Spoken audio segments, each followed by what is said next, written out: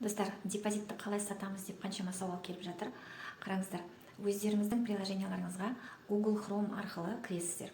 Ол үшін сол Google'да жазасыздар GSSB 24, болмаса интернет-банкинг деп жазғаннан кейін сосын шығады. Өзіңіздің жеке кабинетіңіздің логин паролін тересіз. Логинге сіздің номер телефоныңыз болады және парольді тересіз. Одан кейін депозиттің үстінен бассаңыз қолжетімді операциялар шығады. Сол қолжетімді операцияларды басқан кезде депозитті шегінімге қою дегенді басасыз. Оны басқаннан кейін ары қарай жалғастырасыз. Егер де барлығы дұрыс болса, онда сіздің депозитіңіз сатылымға қойылады. Одан кейін SMS арқылы хабарламалар келіп тұрады. Сатып алушы келді деп. Сіз ары қарай жалғастыру керексіз. Так, Google'ға кіреміз, достар. Банкке кіреміз.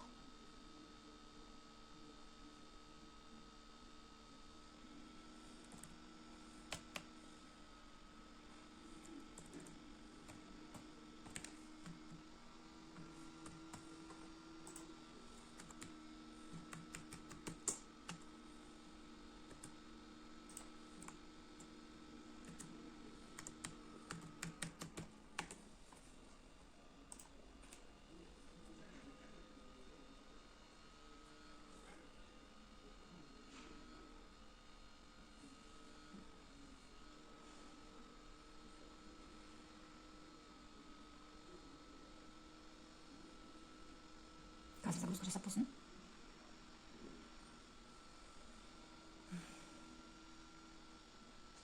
Компьютер ескі зорға істеп жатыр ғой.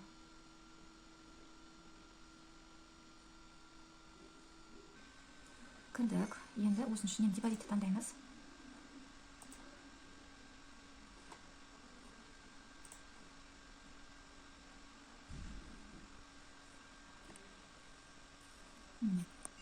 Доступная операция деп осының ішінен выставить депозит на уступку орысша, ал қазақша қолжетімді операциялар дейді. Депозитті шегінімге шығаруды басасыз. Мына сіздің депозитіңізді сатып алу үшін депозиттің шартты сомасын өзгерту керек дейді. Депозиттің шартты сомасын өзгертейік. Бұл жерде ең азғантайысын апарамыз.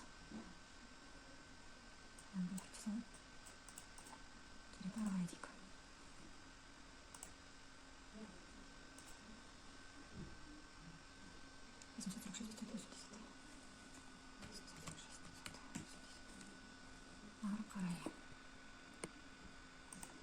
SMS-ті қойдық.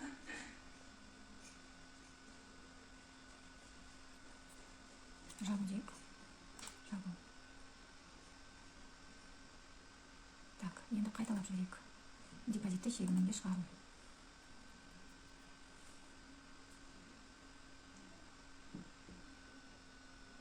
Мінекей. Мына пайдам 16 мың. Мына жерде былай шығады, қараңыздар. Жинаққа салымды сату сомасы 922.187. Пайдамыз 16.785. Әр жерде, әр күнде әртүрлі болып қалуы мүмкін. Мынау сіздің депозиттегі вознаграждение суммасы. Осы сумма сіздің пайдаңыз. Мінекей, хабарландыру мерзімі 7 күн, 25 сәуірге дейін сатуға болады. Ақша мына счетқа аударылады. Сосын бұдан ары дегенді басамыз. И депозитті мына жерге талаптармен танысты қабылдадық. Мына жерде почтаңызды жазасыз. Сосын бұдан ары дейсіз. Мына жерге SMS код келеді. Міне достар, мына көріп тұрсыздар, иә?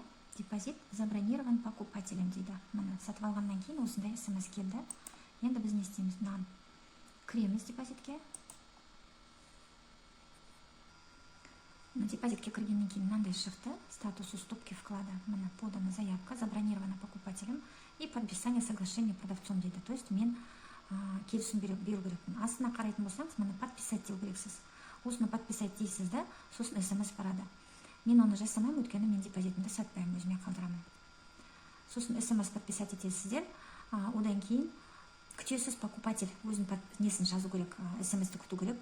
Сосын ол барлығын дұрыс жасағаннан кейін, ол ақшаның барлығы сіздің ағымдағы счетыңызға түседі. Мына счетқа, мына осы счетқа түседі. Сосын осы текущий счеттан сіз нені жасайсыздар? Перевод жасайсыздар өздеріңіздің Каспи голдыңызға.